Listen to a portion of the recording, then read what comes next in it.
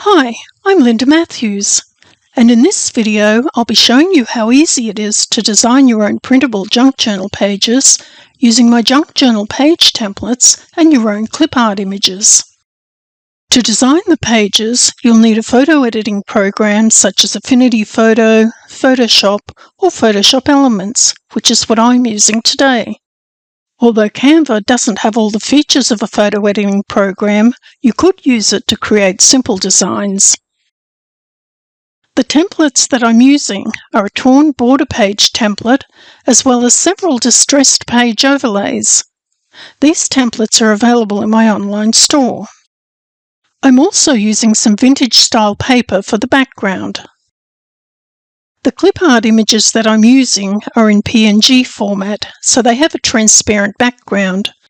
And I've chosen a woodland fairy theme, although you could use any other type of themed clip art. If you're looking for some fresh clip art, you can always find affordable images on Creative Fabrica. They have tons of different types of clip art and images that are perfect to use in your junk journals. To get started designing, open a PNG border template in your photo editing program. This particular template has a torn paper edge effect. Then add a vintage paper texture and move it to a layer underneath the border template. To move the paper, you can use keyboard shortcuts Ctrl or Command A to select, Ctrl or Command C to copy, then Ctrl or Command V to paste. Or you can simply drag the paper onto the document, then move it to a layer underneath the template layer. To make the background page look aged, you can add some distressed and stained overlays. I'm moving this overlay to a layer underneath the border layer, but above the paper texture. To blend the texture, you can scroll through the layer blending modes to find the effect that you're looking for, or you can just reduce the layer opacity.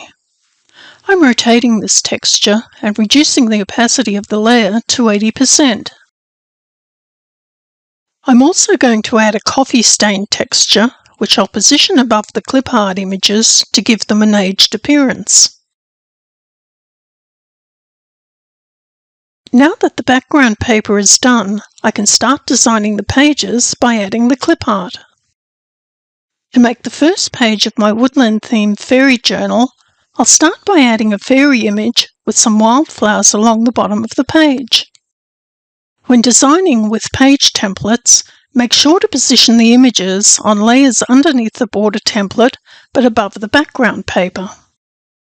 I'm positioning them between the two texture overlay layers so they have some distressed texture underneath and above. To make the images blend into the background a little better, I'm going to reduce the layer opacity. In Photoshop Elements and other types of photo editing programs, you can reduce the opacity of each layer individually, or you can make it easier by creating a group for the layers and then apply the opacity to the group. I've reduced the opacity of this group to 80%. By reducing the opacity just a little, you can dull down the colours by allowing the paper texture background to show through slightly. This helps to make the images look more vintage style. With PNG format files, you can resize them on the page larger or smaller as many times as you like, and you won't lose any image quality. This is different to JPEG files which have a different compression and which will lose image quality every time you resize them. Part of this image is overlapping slightly onto the opposite page. To resolve this, add a layer mask and using a brush and the colour black, erase the overlap.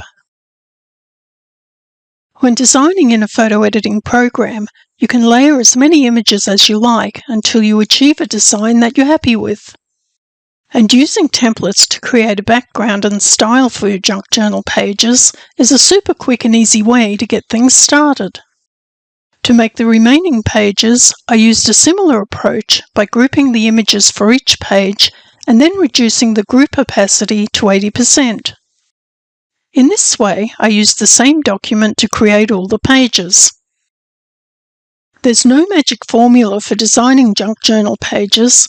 Simply gather together a group of clip art images and play around and position them until you're happy with the way they look.